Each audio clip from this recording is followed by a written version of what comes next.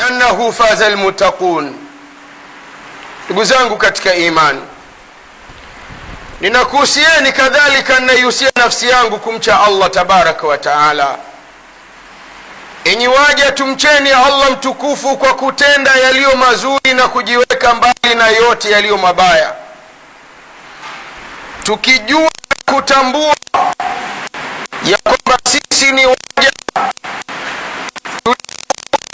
tukufu, tukaletwa katika hii dunia iliyoumbwa kwa ajili yetu ili tuweze mtumikia Allah tabaraka wa taala, tukaishi maisha mazuri kesho yaumul qiyama.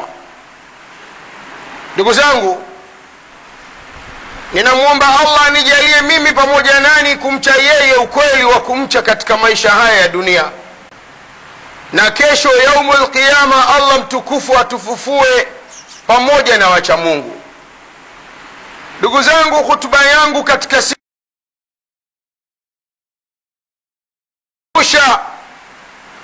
ya kwamba sisi ni waja tulio katika mapito yasiyodumu duniani tukielekea akhera. Bil asafi shadid, lakini masikitiko yaliyo makubwa, wengi wetu tumeghafilika na hili. Dunia na vitabu vyake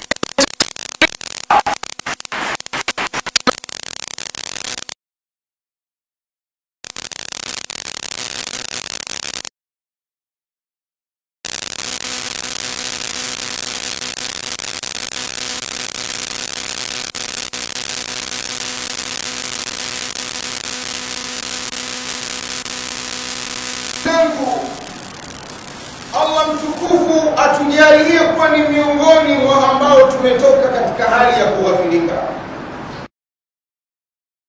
na tutambue la taqumu dunia illa biqiyami dini. Haiwezi kuwa bora dunia kwa mwanadamu, haiwezi dunia kuwa nzuri kwa mwana, ila lazima mwanadamu huyu anapatia katika kuitumikia dini.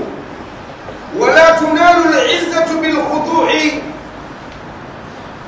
na wala mwanadamu hawezi pata utukufu katika maisha haya ya dunia illa bil khudu'i li rabbil alamin. Mwanadamu huyu ni kuishi katika hii dunia maisha ya kujinyenyekeza, ya kummemeleza Mola wa walimwengu. Yeye ametuumba akatuweka kwenye hii dunia kwa ajili ya kumwabudia yeye.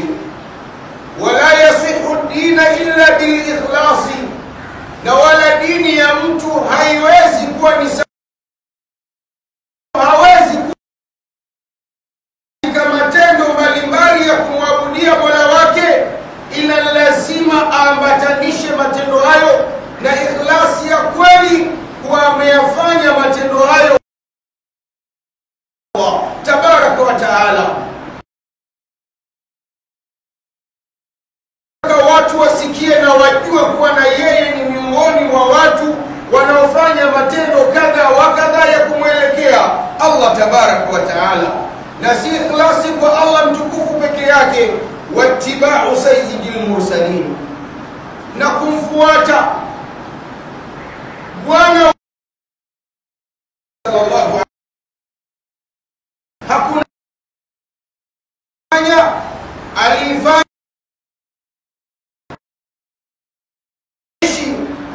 yeye ndiye mwalimu wetu sisi. Ndugu zangu, wala amalu salih huwa ra'su mala alfaizin, matendo mema ambayo mja kwenye hii dunia ndio kichwa cha mali ya wale waliofuzu mbele yake. Waman hasaba fi dunya nafsahu khaffa fil qiyamati hisabu, na yeyote ambaye ataamua kuchagua njia nzuri ya kuihesabu nafsi yake kwenye maisha haya ya dunia, analala akiwa kitandani anahesabu mazuri aliyoyatenda kwa siku nzima, mpaka siku Allah anamtuma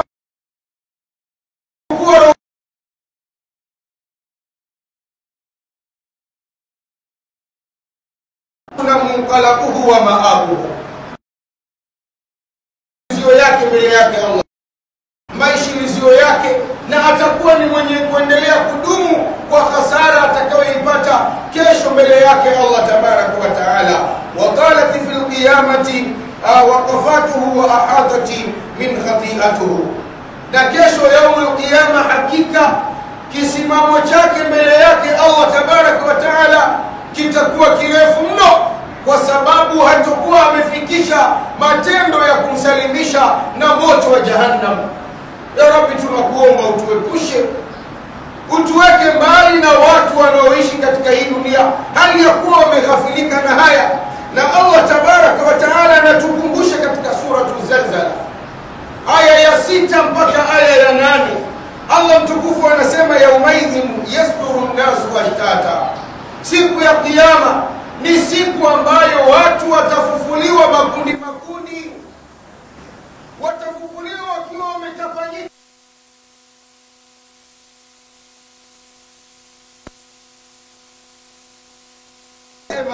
Liurau amalahum, ili wapate oneshwa matendo yao, ili wapate oneshwa matendo waliyotenda kwenye hii dunia. Khairan fa khairan wa sharran fa sharra, aliyetenda kheri ataoneshwa kheri, na aliyetenda shari ataoneshwa shari. Aliyedumu akisali sala 5, aliyedumu akitoa zaka, aliyedumu akifunga, aliyedumu akitekeleza ibada ya hija, aliyedumu akiheshimu wazazi wake, aliyedumu akiheshimu wanadamu wenzi wake, aliyedumu aliyekuwa amejiweka mbali na dhulma, aliyedumu aliyekuwa amejiweka mbali na maovu mbalimbali, Allah mtukufu atamuonesha kheri zake zote, ataziona. Na Allah tabaraka wa taala anaendelea kusema, faman ya'mal mithqala dharratin khairan yara, yeyote aliyetenda kheri hata ndogo kiasi gani ataoneshwa na Allah tabaraka wa taala, hakuna kitu kitafichwa kwake. Waman ya'mal mithqala dharratin sharran yara, na yule ambaye aliishi duniani akitenda uovu hata kama ulikuwa ni mdogo kiasi gani, shari zake ataoneshwa, shari zake ataoneshwa. Inawezekana mimi na wewe tunatenda matendo mabaya kwa siri, lakini Allah mtukufu anatuambia yauma tubla sarair, siku ya kiyama ni siku ambayo siri za watu, mambo yaliyofichikana ya watu walioyatenda katika namna ya faragha yatawekwa wazi. Hakuna ambacho kitakuwa kimefichwa kwa mja mbele yake Allah tabaraka wa taala. Ndugu zangu, wa kullu yawmin yanqadhi, kila siku inayompitia mwanadamu kwenye maisha haya ya dunia, yubidu ani dunia, inamweka mbali na hii dunia. Usione umeamka unaishi, ikafika muda wa sala ukapuuza swala, ukapuuza khairati mbalimbali, ukajiona wewe ni mjanja. Tambua, naelewa kila siku inavyoondoka ikaja nyingine, ndiyo sababu ya wewe kuwa mbali na hii dunia na kuyasogelea mauti ambayo mimi na wewe hatuwezi yakimbia. Na Allah tabaraka wa taala anatuambia, qul innal mauta alladhi tafirruna minhu fa innahu mulaqikum, Muhammad waambie, hakika mauti ambayo ninyi mnayakimbia, mnafikiria kuwa mnaweza kujitenga nayo mkakaa mbali nayo, fa innahu mulaqikum, hakika mauti yako pamoja nayo. Mauti yanaishi na ninyi, yanatembea na ninyi, yanalala na ninyi. Thumma turadduna ila alimi al-ghaibi wash-shahada, kisha mtarejeshwa kwa yule bingwa mwenye kujua yaliyofichikana na yaliyo ya wazi. Allah tabaraka wa taala anasema, Allah mtukufu, fayunabbiukum bima kuntum ta'malun, na Allah atakuhabarisheni, atakujuzeni, atakwambieni yale ambayo mliyatenda kwenye dunia. Wallahi ayuha al-ahibba, hakuna mmoja miongoni mwetu ambaye ataishi katika hii dunia milele.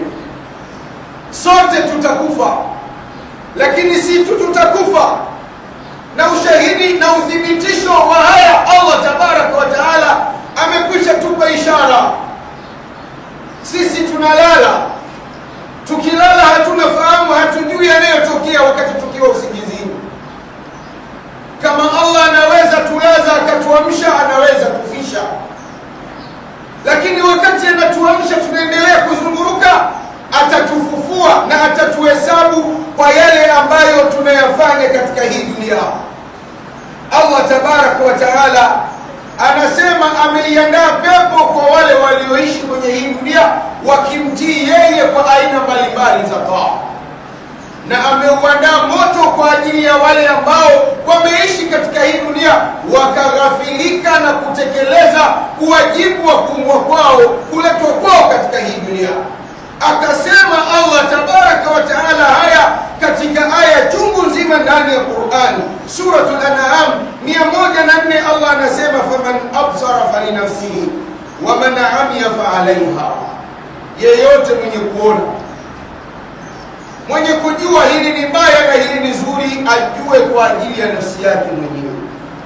Na yeyote mwenye kuamua kujitia upofu, akaamua kuona sala si lolote kwake, funga si lolote kwake, akashika njia ya wasioswali, kuwatii wazazi wawili si lolote kwake, akashika njia ya kuasi, kuishi kwa wema na wanadamu wenzi wake si lolote kwake, akaamua kuishi katika njia ya kuwafanyia uovu, Allah tabaraka wa taala anasema fa innama alaiha, anafanya kwa ajili ya nafsi yake mwenyewe.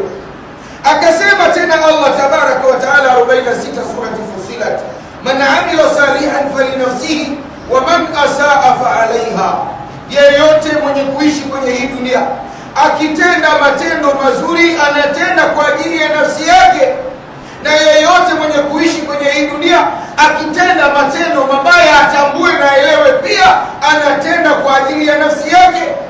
Na mwisho Allah tabaraka wa taala akasema wama rabbuka bidhallamin lil'abid, na wala Muhammad yakuwa mola wako mwenye kudhulumu waja wake.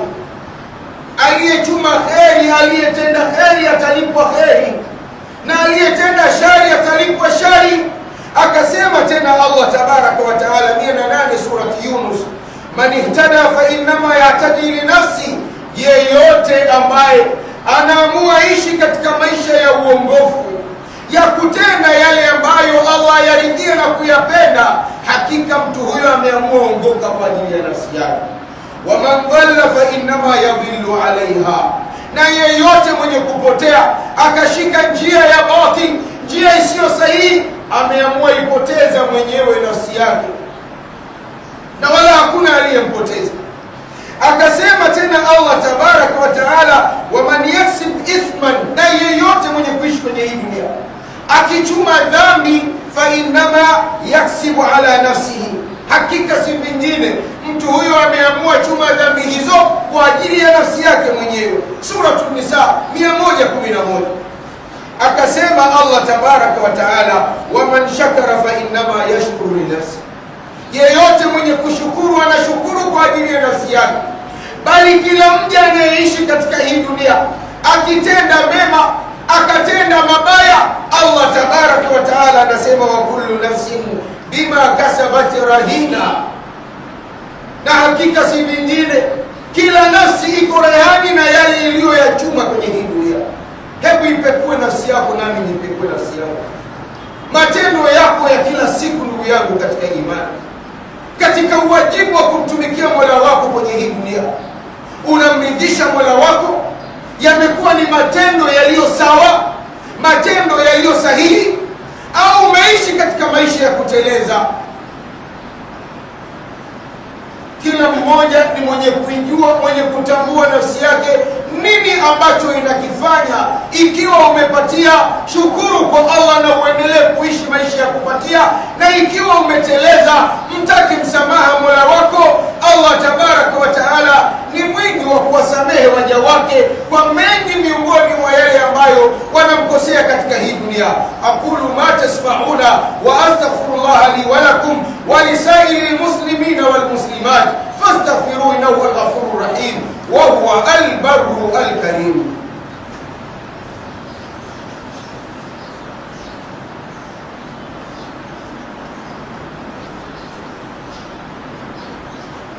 الحمد لله رب العالمين وبه نستعين على أمور الدنيا والدين، والصلاة والسلام على أشرف الأنبياء وإمام المرسلين محمد صلى الله عليه وآله وسلم. وبعد، أحبة في الله، بمرة ثانية أوصيكم ونفسي بتقوى الله سبحانه وتعالى وطاعته. ndugu zangu katika imani, kwa mara ya pili na kariri niusia nafsi yangu, kadhalika ziusia nafsi zenu katika kumcha Allah tabaraka wa taala. Enyi waja, tumcheni Allah mtukufu kwa kutenda yaliyo mazuri na kujiweka mbali na yote yaliyo mabaya. Ndugu zangu, hutuba yetu hakika inatukumbusha na kughafilika kwetu ya kwamba duniani ni sehemu ya sisi kupita, bali kesho yaumul qiyama ndiyo maishilizio ya kudumu ya moja kwa moja. Tunastahiki tenda katika hii dunia yale ambayo yatatufanya tuishi vizuri kesho yaumul qiyama, lakini masikitiko, tumeghafilika na dunia. Dunia imetughafilisha, tumeikumbatia dunia, tumesahaulishwa, tumedanganywa na starehe fupi za dunia, watu wakapuuza ibada. Katika dunia tulionayo leo, kiasi kikubwa sana cha Waislamu wamepuuzilia swala tano. Kuna wanaoswali Ijumaa mpaka Ijumaa, na hawa tunasema alhamdulillah, bali kuna wanaoswali Idi mpaka Idi. Kuna ambao wanaishi ni Waislamu lakini hawasali, hawajulikani. Anaishi mtu mtaani hajulikani huyu ni Muislamu au si Muislamu. Hayupo katika kundi la Waislamu, hayupo katika kundi la Wakristo, hayupo katika kundi la mapagani. Hajulikani imani yake ni ipi. Hawa ni wengi, vijana kwa watu wakati kwa wazee. Zinapita Ijumaa wala mtu hana habari, zinaadhiniwa sala hana habari mtu, zinaondoka nyakati za sala hana habari kabisa. Siku ya kwanza hajasali sala tano, siku ya pili, wiki nzima. Ijumaa yenyewe ndugu zangu, hii ambayo sisi tunayo leo, namna ambavyo tunaitazama, namna ambavyo tunaichukulia, namna ambavyo tunaiendea, sivyo ilivyotazamwa, sivyo ilivyochukuliwa, sivyo ilivyoendewa na wema walioishi kabla yetu. Anapanda khatibu leo katika mimbari, anahutubia Waislamu siku ya Ijumaa akiwa na watu walio safu moja tu. Halafu watu wakisikia khatibu amepanda kwenye mimbari ndio wanaanza kuja msikitini. Walioishi kabla yetu walienda katika siku ya Ijumaa misikitini wakitumia chemli kumulika njia, wanafanyia kazi maneno ya Mtume Muhammad sallallahu alaihi wa alihi wasallam. Mwenye kuwahi msikitini katika saa ya kwanza kana kwamba ametoa sadaka ya ngamia, mpaka anafika mtu aliyetoa sadaka ya yai. Mwisho sisi hata yai Ijumaa 2, Ijumaa 3, mwezi mzima hakuna Ijumaa, hata sadaka ya yai mtu kapata. Anakuja mtu msikitini siku ya Ijumaa, wakati imamu amekwisha panda kwenye mimbar, malaikatu rahmani wanaosimama kwenye milango ya kuingilia misikitini wamefunika mabuku yao ya kuandika hudhuri ya waliohudhuria, wamekuja kukaa na wao, yastamiuna dhikra. Ana Ijumaa mtu za mwaka mzima hajawahi pata, andikiwa na malaika amewahi hudhuria. Hii ndio hali ya sisi Waislamu. Lakini waliopita kabla yetu walishindana kuwahi msikitini siku ya Ijumaa, kwa utukufu wa Ijumaa, kwa thamani ya Ijumaa, siku ambayo Mtume Muhammad sallallahu alaihi wa alihi wasallam anasema Allah alitoa hii siku kwa Mayahudi, alitoa hii siku kwa Manasara, hawakupatia. Mayahudi wakachagua Jumamosi,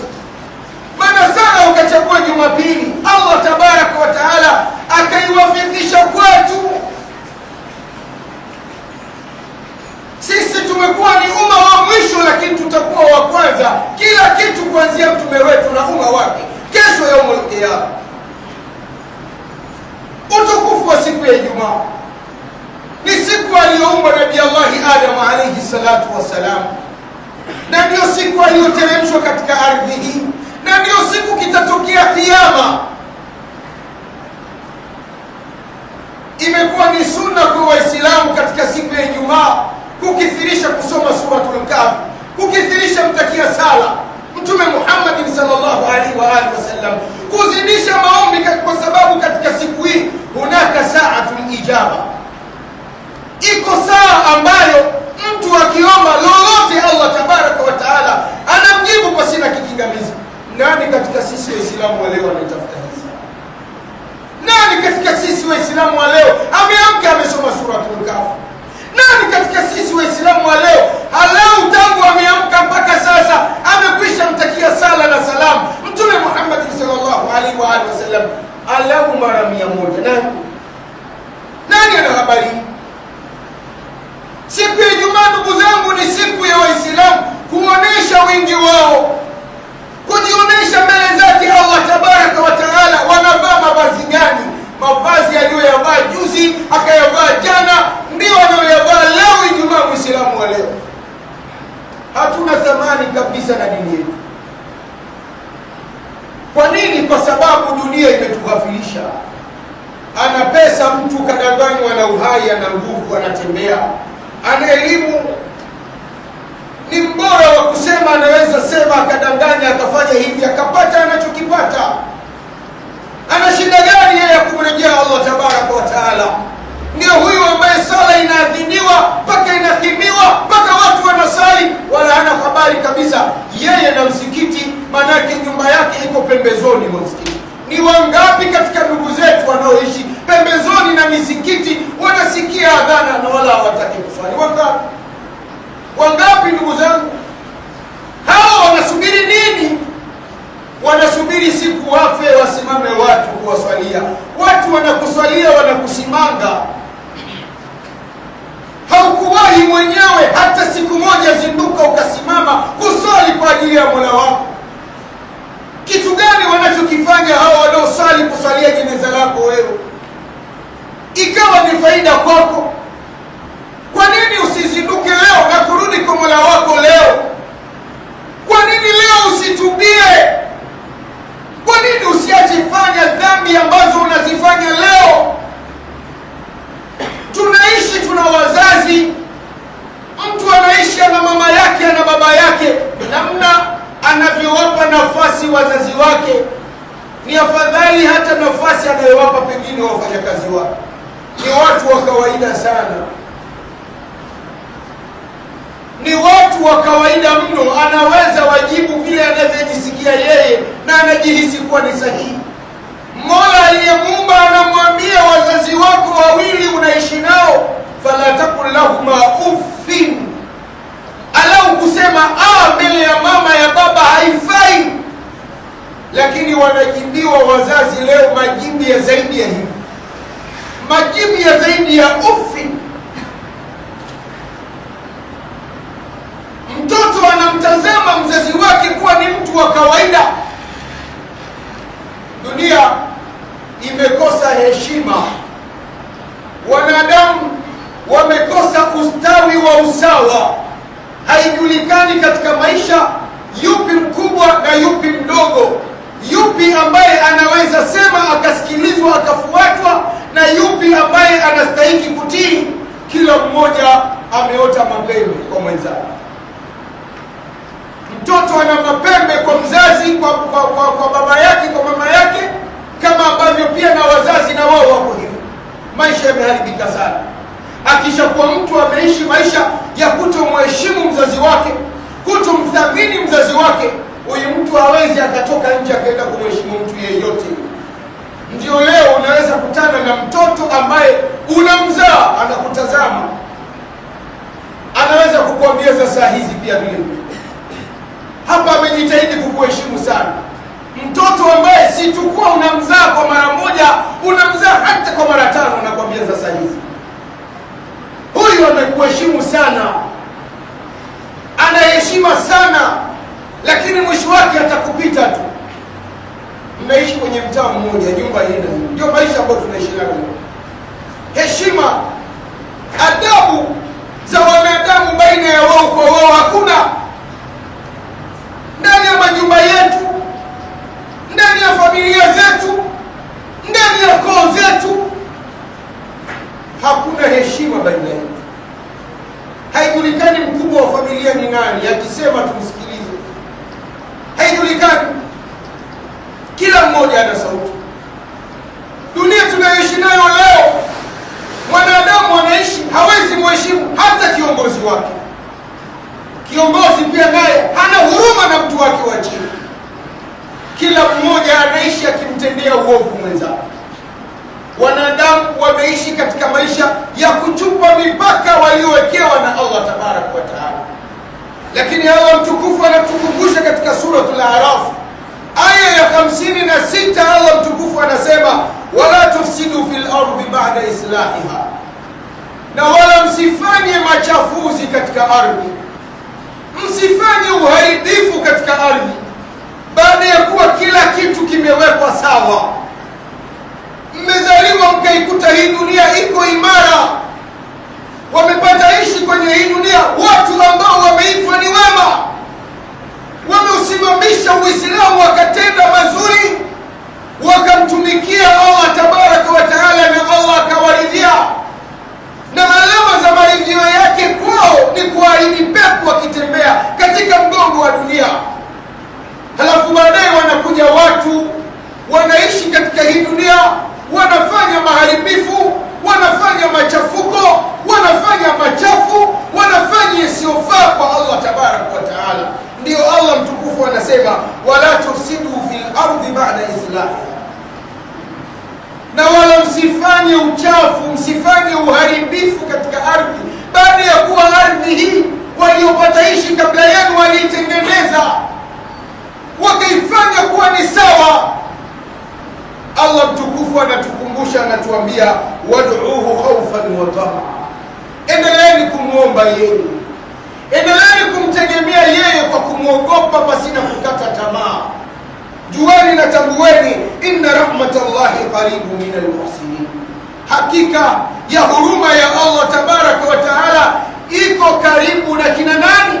Na matariku sala. Huruma ya Allah iko karibu na wazinifu. Huruma ya Allah iko karibu na wanywa pombe. Huruma ya Allah iko karibu na washirikina. Huruma ya Allah iko karibu na wale ambao wanawatendea uovu wazazi wao. Huruma ya Allah iko karibu na wanaofanya dhulma baina ya waja wenzi wao. La, inna rahmatallahi qaribu minal muslimin, hakika ya huruma ya Allah tabaraka wa taala iko karibu na wale ambao wamekumbuka wakiishi katika hii dunia wanatenda mazuri ambayo Allah mtukufu ayaridhia na kuyapenda. Ya Rabbi, tujalie kuwa ni miongoni mwa wenye kutenda mazuri katika hii dunia, na tuepushe tusiishi maisha ya kuwa ni waharibifu katika ardhi hii. Ewe Allah mtukufu, tunakuomba kwa huruma yako utujalie tuwe waja wema wenye kukumbuka uwajibu wa kuumbwa kwetu, tukatenda yaliyo mazuri mpaka siku ukamtuma malaika wako wa kuchukua roho, achukue roho zetu hali ya kuwa wewe ukiwa ni mwenye kuturidhia. Ya Rabbi, tujalie tuwe ni wenye kutenda mema na tujalie mwisho mwema. Ewe Allah mtukufu, tunakuomba katika siku ya hii Ijumaa tujalie kila kheri na tuepushe na kila shari. Ya Rabbi, tujalie maisha ya kukutii wewe na kukutumikia wewe, na tuweke mbali na kumtumikia shetani. Ewe Allah, tujalie upendo na huruma baina yetu, jalia masikizano baina yetu, jalia kuheshimiana baina yetu. Ewe Allah mtukufu, tunakuomba uimiminie nchi yetu ya Jamhuri ya Muungano wa Tanzania amani ya kweli, amani yenye kuenea katika mipaka yote ya Tanzania. Ya Rabbi, jalia huruma kwa Watanzania, upendo kwa Watanzania, masikizano kwa Watanzania. Mjalie rais wetu mama yetu Samia Suluhu Hassan maono mema na Watanzania, mvishe vazi la huruma na upendo kwa Watanzania, na daima nimjalie maono yake yawe ni yenye kuwatoa katika umaskini walionao Watanzania na kuwapeleka katika hali nzuri ya maisha, hali nzuri ya maisha ambayo wanadamu wanaitamani kuifikia. Ewe Allah mtukufu, tunakuomba wawafikishe wasaidizi wake watende kwa dhamira yake na isiwe ni kinyume na hivyo. Ya Rabbi, tunakuomba na hatutochoka kukuomba, endelea wahurumia na kuangazia kheri ndugu zetu wa Palestina. Ya Rabbi, wajalie nusura ya kweli, nusura ya haraka, nusura itokayo kwako. Ya Rabbi, wavishe, walishe, wanyweshe kutoka kwako. Ya Rabbi, jalia waja wema katika waja wako waliojaa huruma, waendelee kuwapelekea misaada ya kibinadamu. Ya Rabbi, hatuchoki kukuomba, tukiamini wewe ni mwenye kuitika maombi yetu. Endelea wamiminia nusura ya kweli itokayo kwako, namna ambavyo dunia sasa inaanza kuitika kwa kutambua uwepo wa taifa la Palestina. Ya Rabbi, jalia mataifa yote duniani yatambue, iwe ni sababu ya waja wako hawa kutoka katika dhulma ya maangamizi wanayoipata kutoka kwa mazayuni wa Kiyahudi. Ya Rabbi, waangamize Mayahudi. Ya Rabbi, waangamize Mayahudi. Ya Rabbi, wazuie Wayahudi wasitese waja wako wa Palestina na Gaza. Inna Allaha wa malaikatahu yusalluna ala nabi يا أيها الذين آمنوا صلوا عليه وسلموا تسليما. اللهم صل على محمد وعلى آل محمد كما صليت على إبراهيم وعلى آل إبراهيم، وبارك على محمد وعلى آل محمد كما باركت على إبراهيم وعلى آل إبراهيم إنك حميد مجيد. وارض اللهم عن الخلفاء الأربع وعن البقية أصحاب رسول الله محمد صلى الله عليه وآله وسلم. ربنا أرنا الحق حقا وارزقنا اتباعه، وأرنا الباطل باطلا وارزقنا اجتنابه. اللهم سهل لنا مما نريد ونجنا مما نخاف بفضلك يا لطيف. ربنا آتنا في الدنيا حسنة وفي الآخرة حسنة وقنا عذاب النار. ربنا لا تدع لنا في مسجدنا هذا ذنبا إلا غفرته، ولا هما إلا فرجته، ولا مريضا إلا شفيته، ولا مريضا يشافي إلا شفيته، ولا الحاجة من حوائج الدنيا إلا قضيتها يا رب العالمين. اللهم لا سهلا إلا ما جعلته سهلا، وأنت تجعل الحزن إذا شئت سهلا. فاجعل معيشتنا كلها سهلا، واجعل أرزاقنا كلها سهلا، واجعل أرزاقنا كلها سهلا برحمتك يا أرحم الراحمين. اللهم اغفر لأهل القبور من المؤمنين والمؤمنات والمسلمين والمسلمات برحمتك يا أرحم الراحمين. وصل اللهم على محمد وعلى آله وصحبه وسلم، وقم إلى صلاتكم يرحمكم الله.